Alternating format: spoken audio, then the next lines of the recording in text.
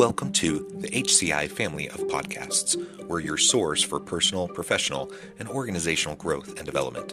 We share our own original research, explore industry trends, and interview executives and thought leaders from across the globe. Join us for practitioner-oriented content around all things leadership, HR, talent management, organizational development, and change management. Maximize your personal and organizational potential with the HCI family of podcasts.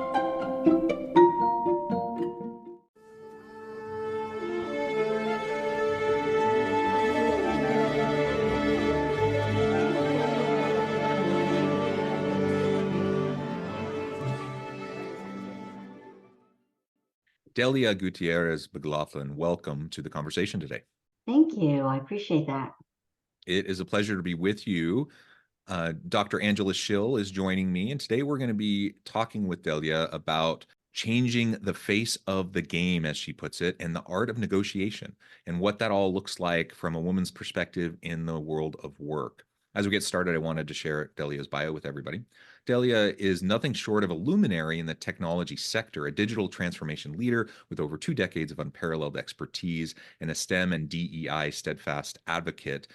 First-generation college student. Her journey is a tapestry of tenacity and triumph, punctuated by a constellation of accolades that bear witness to her spirit and the many wonderful things that she does. She co-authored Embracing a New Mindset, Working Smarter, Not Harder, throughout your career. And I could go on. There's so many accolades, so many different aspects of your background, Delia, but I'm going to pause there. Anything you would like to highlight from your background or personal context before we dive on into the broader conversation today?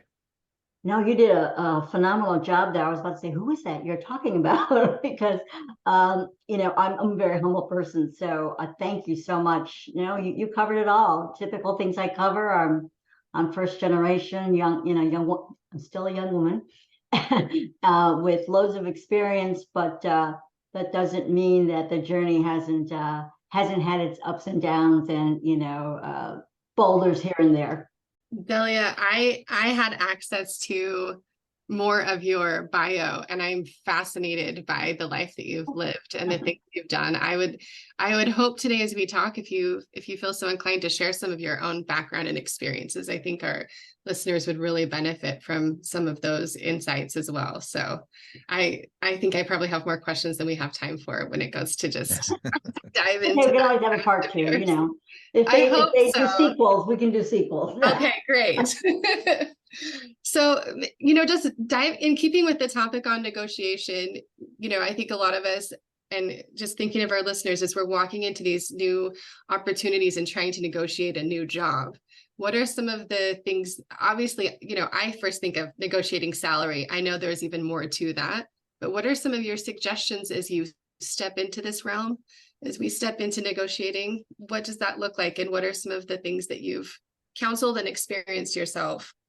So the number one thing, always, number one, and this cuts across whether or not we are talking about negotiating something for an optimal experience for you, okay, is what's your mindset? I have to say that is the number one thing for me, and it is a consistent evolution throughout my life, all right? What's your mindset going in, and I'll set a scenario. You've been interviewing and you are being given an offer for a role you really, really want that is a stretch for you, okay? Meaning that's how we grow, right? You don't go into a role that you could do in your sleep. I mean, you could, but you usually go into roles that you're going to be challenged at. So think about what your mindset is. Is your mindset, please, please, please, please, let me see if I can possibly get $1 more than I got last year, as an example? Or is your mindset, I know what I'm worth. I'm a consistent contributor that brings value, and I'm very outcome oriented. Okay. So outcome can have a very muddled journey, right? But it is about the outcome and the value of that outcome. So mindset is very important when you go into negotiations. What is your mindset? Because your mindset will dictate your behavior. It will dictate how you position yourself for negotiation. People, your recruiters, and recruiters or the hiring managers, they do want to pay equitably and fairly. I go in giving everybody the benefit of the doubt. They want to pay equitably and fairly. And you're also wanting to be compensated equitably and fairly. And of course, commiserate with your growing background and the value you're going to bring as a contributor to this organization that you're endeavoring to be with going forward. So if your mindset is please, please, please, I promise you, even if you don't use those words, it will come out in your negotiation. All right. It will drive your behavior. If your mindset is, I'm a person in transition, I am always growing, I'm an ever learner, I do bring value, I'm very good at what I do, and I want to get even better at things I don't know. That's what will come through. So number one, that's it. Can I interrupt you and ask a question about this? Sure. I hope this isn't too far off base, but how do you recommend, so when you're talking like this, I think of a friend I have. She has that mindset that is ideal that you've described. She's gone into a company and not just made the case for, she created a whole new position and convinced people, and she saw the value of herself and got the income that she wanted. How do you get to that mindset? And maybe this is one of the sequels we're talking about, but to have that mindset of not being, thinking of yourself from that needy, please, please, please perspective. How do you get there? Is that too big of a question? It's a big question in the sense that I get where you're going. Because today I can give you that mindset, that mindset nugget, right? That's a tool in your arsenal. Okay. I look at it this way. I have an arsenal. Mindset is one of my tools. Okay. But it wasn't there. I had an empty arsenal at the beginning of my career. Yeah. And so how do you get there? How do you get to that? Well, I can tell you I've hit my head against the wall a couple of times throughout my career. But that's the reason why I'm here today, is to talk about shortening the journey for you and for others that look like you and me, to know our value and know that, and value is not about, well, I've got 5 years experience, right? That's a number. Think about the things of when you leaped over a tall building in a single bound and nobody patted you on the back. It's not just about when you get recognized. So here's what I do to help with that mindset is I have, those lovely things called Post-it notes, right? So I have a folder on my desk. It is just a plain old manila folder. And every time I think I've leapt a building in a single bound, whether I have been recognized or not, in Delia's mind, she did something great. Okay. I write it on that Post-it note and I stick it in that folder. And it does two things. At the end of the year, or every 6 months, depending on how your organization does reviews. Don't you hate it when you got to think about what you did the last 6 months or the last year, right? You remember the big things. But if I get something of value, I write it down and then I stick it in there. And then at the end of the year in review, now I got some good stuff, right? Substantive versus symbolism. And number two, that helps my mindset. Because my mindset is you do bring value. How do you bring value? Well, let me open up my little manila folder. And I used to give this tip, and I still do, to people who work for me. And here's what I tell them. I only remember the last 3 things you did as a boss, okay? And if the last 3 things you did, you went over Sears Tower in a single bound twice. Cool. But if 2 of those times you tripped over yourself and something went, askew, not so great, guess what I remember? So help me to help you by reminding me of everything that you have done that is of value to the organization, whether it's saving money, creating new avenues, raising customer satisfaction or internal customer satisfaction, whatever it may be. Decreasing costs, whatever it may be. So your mindset is an evolutionary item. I can tell you it is one that is like the figure infinity 8. It's always happening. Even today, I will never tell you that I have got the perfect mindset and I don't need to grow it anymore. Never. Always be learning. Oh, I So- love that. Oh, thank you. Thank you. Sure. So going back to talking about got this great new role, mindset. The second thing is know your worth, which we've just discussed, and it is tied to your mindset. And think about things like, what's my what value do I bring to the table? Maybe I'm a great influencer. I look at myself as a center of influence. I'm not going to hit you over the head and say, you must do it this way, because that turns people off. Yeah. But I've gotten good at becoming a center of influence. So it's about creating that journey that shows the value of going left instead of right. And sometimes it's the value of going 1% left or 1% right instead of where we're going, because sometimes that can make a whole new difference, right? Mm-hmm. So mindset, know your worth. Digest the offer that you've been given. Then you mentioned something a little earlier. I look at everything as a total compensation. When I first started my career, it was all about the Benjamins, right? How much are you gonna make? Okay. I never looked at, did I get stock? No, I probably didn't, just didn't even know it. Did I have a great 401k? Do I get a bonus? I think I was 40 before I realized that I could ask for a signing bonus. Didn't even. So that's one thing. Additional benefits are things to think about when you think about total compensation. If your organization, for instance, I have 20, you said I had 20 plus years, it's probably a little bit more now, of experience. So I could walk in asking for 4 weeks vacation. So if your organization's total weeks of vacation, as an example, for most companies, when you're a newbie, it's two weeks, right? I walk in and say, oh, that's nice. So commensurate with my number of years of working experience, 4 weeks is normal and customary for my role, my level of experience. Mm-hmm. And you don't say anything else after that. So these are things you think about, how much vacation, do I want hybrid? And I bring that up because at one time prior to COVID, working hybrid wasn't very common, even in technology, okay? So these are things that you think about. I would say one of the biggest things that I would recommend is something that has taken me time to cultivate. I am, when you create that synergy with whether it's a recruiter or the hiring manager, build a little bit of a rapport. I don't mean become friends.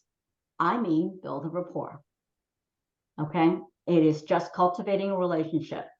Why? Because it's easier to state what you want to state. But again, this is not about becoming fast friends. It is about becoming really acquaintances with a little bit more, right? Mm-hmm. And the reason why is this. At my last role, when I went to AWS, I built a rapport with the executive recruiter. And she gave me the offer verbally, and of course sent it via email. And I told her, Sally Sue, I'll call her Sally Sue, I really appreciate that. And she said she would go to bat for me. But I do also understand, realistically, that while companies want to pay equitably and fairly for you, they do also want to save money. So what I said to her was, this is my goal. I am a one and done person. So you've given me this offer. The first thing I did after that was digest the offer.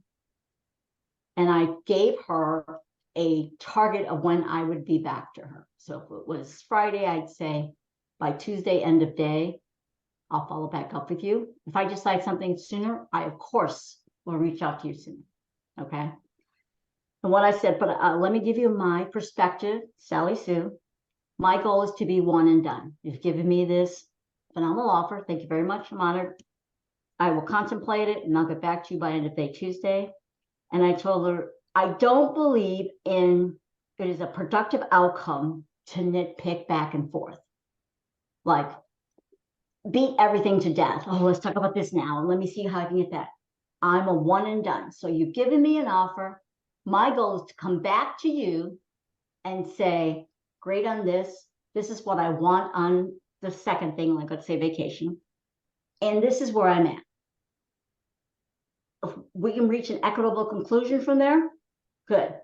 But I'm a one and done. I'm not here to nickel and dime this. She really appreciated that.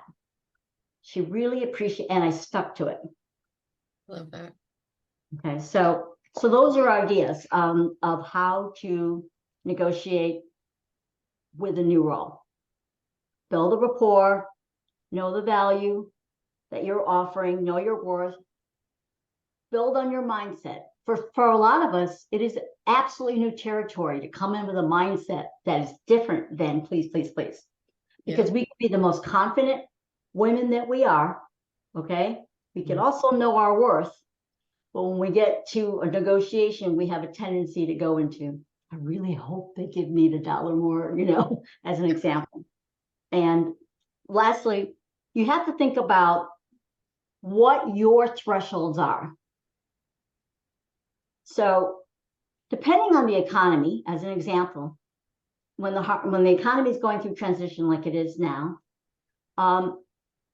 you may decide that you're going to go for a role where the salary might be 10 to 15% lower than what you're exactly at. Normally, I would say don't do that. But depending on the economy, let's be pragmatic and practical. Sometimes you're going to have to take a step back and look as to if that makes sense for you, okay? Right. But knowing that, you also have to know what's your thresholds if you need to walk away and say thank you very much, very professionally. And you have to be willing to walk away. I would tell you, I talked about salary, bonus, right? Typically compensation, depending on your new role, is definitely salary. It may be bonus, may not. Stock or additional benefits, you got to look at from a 50% perspective. That's where I would say. If 50% of those things are more than an incremental difference and will make a difference in your lifestyle, you may want to rethink and perhaps walk away. Yeah. But always a personal decision, right? If you take a 20% cut, you have to work your way back up. So you really need to think about, is that something I want to do? Am I good with that? Because today you're being paid for a role that is here. You've made a decision, I'm going to take this role. That's okay. Sometimes we change, we pivot, right? But I do know that when you get a yearly raise, you're not going to go from, let's say, 5,000 to 10,000 in 1 year. It's not usually work that way. You might go 5 to 6, 6, 5. You might go 5 to 7, maybe. But you're not going to go 5 to 10. So it's going to take you 3 years to get back to the 10 you were at when you walked in the door. So those are things to think about.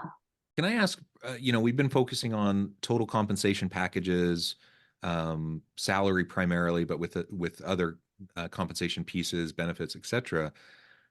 It's interesting, as organizations are trying to find a way to manage labor costs and keep them under control while we're having inflation. So they're trying to increase salaries, and healthcare is crazy. And so, year on year, 30% plus increases in the cost to organizations for providing less and less quality healthcare to their people.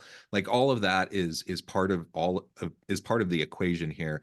I'm wondering if you've had any experience in negotiating some of perhaps the less common but creative and innovative types of perks and other total compensation pieces, other non-traditional benefits that could be beneficial even if they can't really move on salary. Yes, I have. Thank you for bringing that up. Here's one perk that I negotiated for myself. It used to be in years ago that if you wanted to go to a class for training on something particular thing, or you wanted to attend a conference that was relevant to your industry. Let's say I'm in technology. So at the role I took 2 years ago, I negotiated conference. So I had 2 conferences that were directly related to technology, which is what I'm in. And typically, instead of waiting until 2 months before the conference, going, "Hey, boss, there's this conference coming up," and then saying the value of it, and which I would be glad to do, didn't have a problem to that.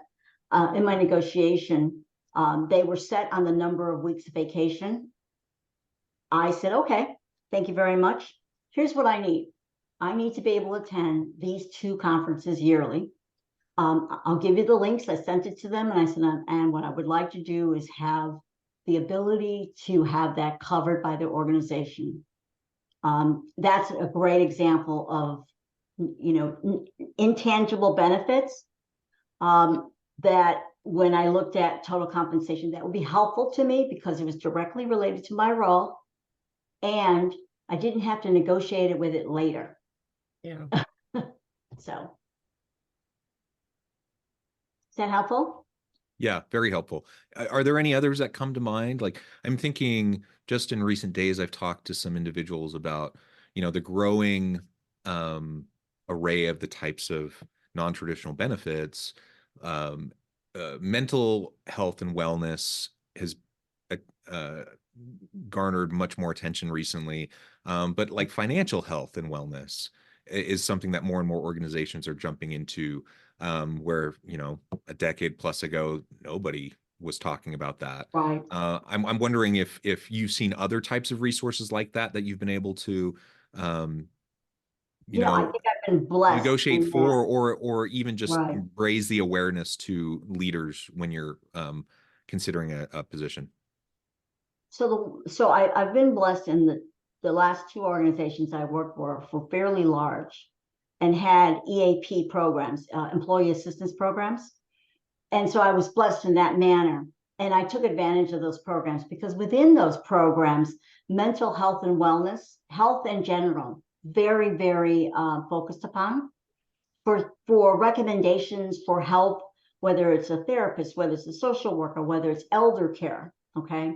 So right now, my husband is, he's a chief diversity officer. And one of the things that he negotiated, because he has an elder parent that lives with us now, is he negotiated an extra week of vacation, but not taken as a week, meaning sometimes he has to take a little bit more time off to assist with his mother and elder care. So that's another one, especially when you're speaking that vertical, whether it's mental health and wellness, whether it is in care for, right? Whether it's an elder parent, a child, or a family member, right? Where you can bring it to attention and negotiate something that is creative and work. So for instance, how he got it approved was he didn't need the week in the whole week. He needed it as in the Monday after he might need to take a day to attend to something for his mom. But he made sure that his way of contributing was also to say, I will do my best endeavor to give you 2 weeks, notice if I need to take this extra day. So taking that responsibility with that too is demonstrating that matureness, that you value the item that you've negotiated as well. And I think that's also very important. Whatever perk you negotiate, whether it's hybrid, which is actually more common now. But my niece just negotiated, she has a child that has problematic lung issues, and she negotiated to have two hybrid days a month, just in case she needs it for care for the child.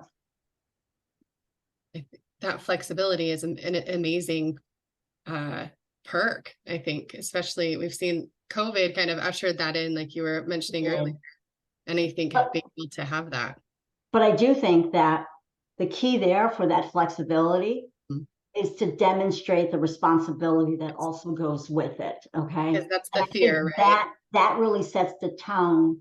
Like I take it very honorably and seriously, and I don't try to treat it lightly, because what I do sets the tone for those that come after me asking for a similar type of situation, or perhaps a different situation. Well, it worked well when Delia did it. So there's that is incentive to continue to think out of the box. Yeah. That's fascinating. I love the out of the box thinking. I've learned so much just from your recommendations and solutions that I hadn't thought of before. And I don't know if we're ready to move on to that next step, but I think the conversation could go two ways in terms of negotiation once you're in your position, from the standpoint of, I kind of look at the life balance aspect of things as negotiating with yourself sometimes. I mean, obviously we've just talked about flexibility within the workplace, but that negotiating of what that work-life balance looks like, as well as when we're ready to step into a role within our organization or shift things over, and the negotiation that takes place there. So I'll let you decide which. No, I mean, I think, when I thought about it, and the reason why I had titled this was Changing the Face of the Game, is because you're changing how this goes, right? Yeah. Typically, we are in the mindset of receiver mode, right? Oh, thank you, thank you, thank you. You're blessing me with this role, which we're always grateful for, right? And we think we are in a more, we'll just take what they offer and be happy.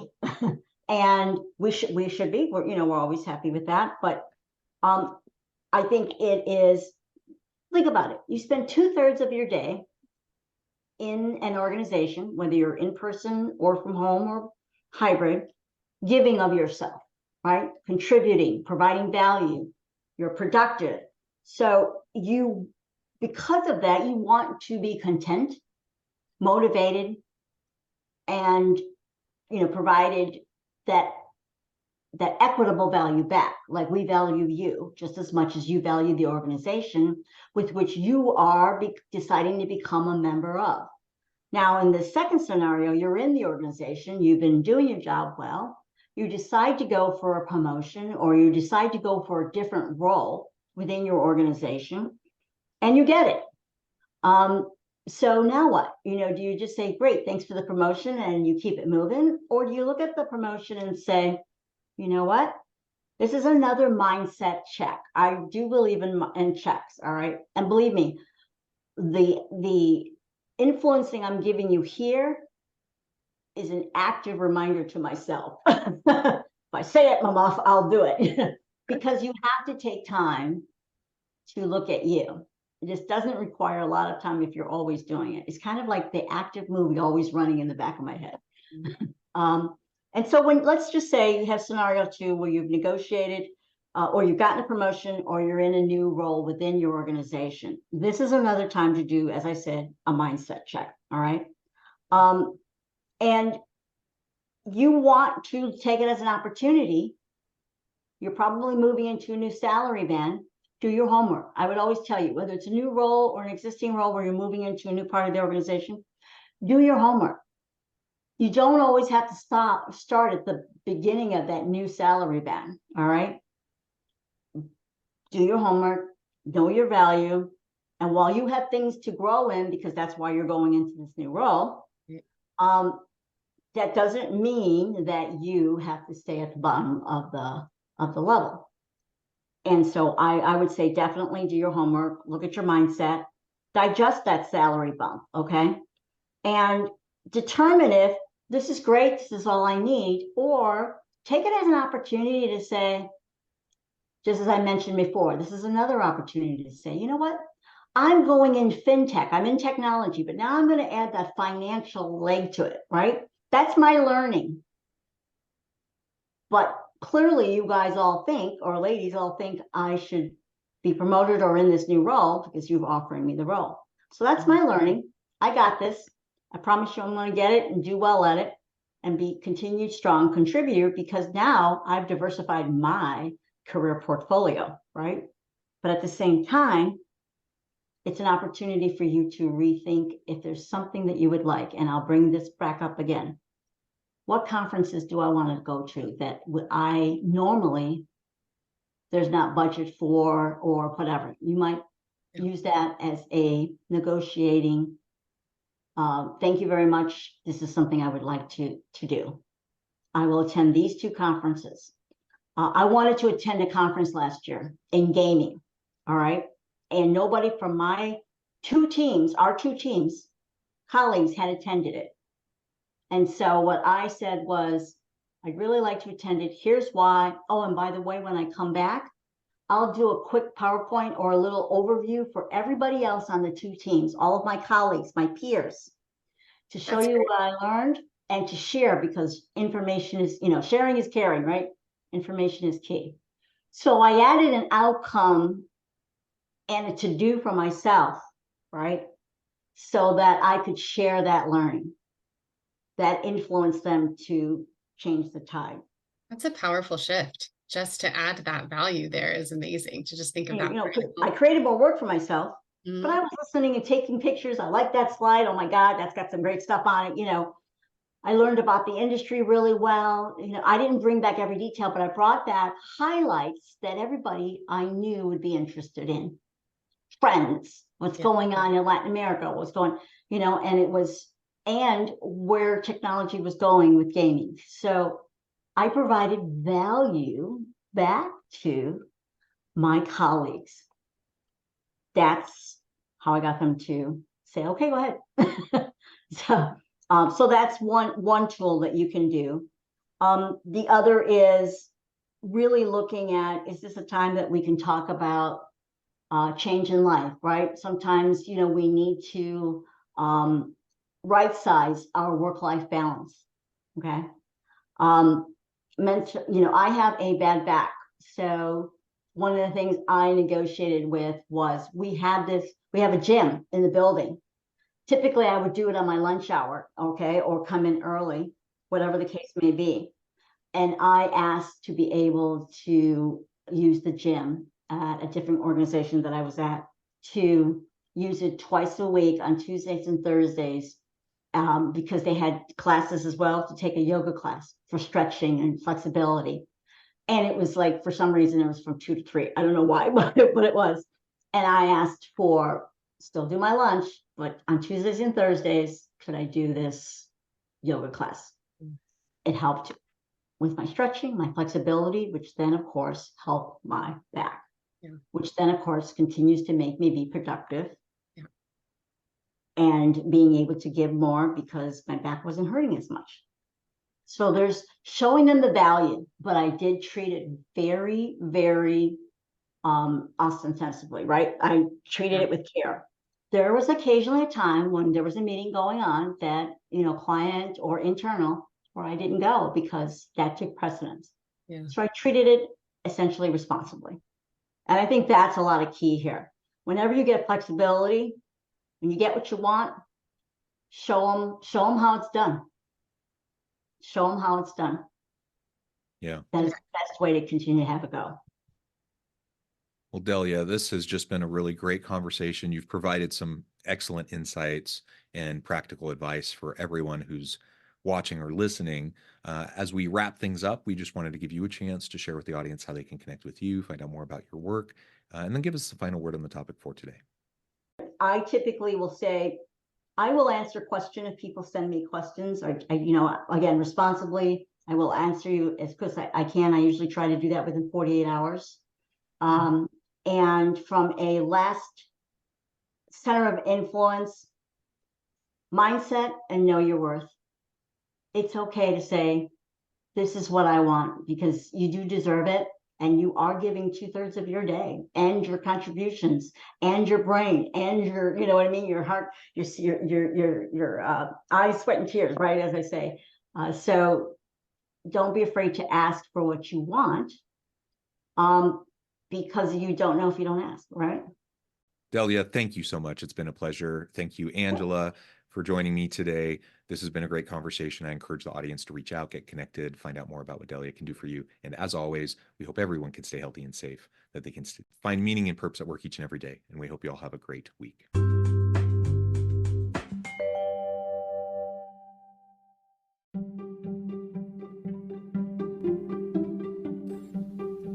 Thanks for joining us for this episode of the podcast. We hope you stay healthy and safe, and please join us again soon.